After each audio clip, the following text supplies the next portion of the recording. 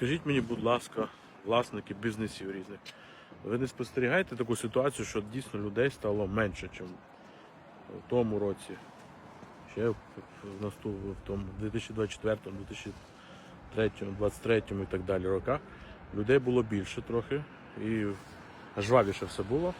Зараз, щоб хтось зателефонував, замовив послугу, дав щось у продаж або знайти клієнта, набагато важче, набагато важче.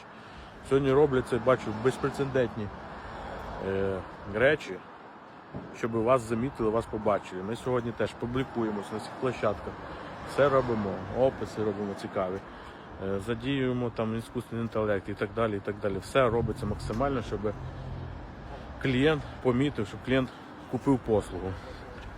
Скажіть, будь ласка, як у вас взагалі? Чи є люди? Чи все нормально? Можливо, це тільки в нашій сфері так. У всіх все в шоколаді.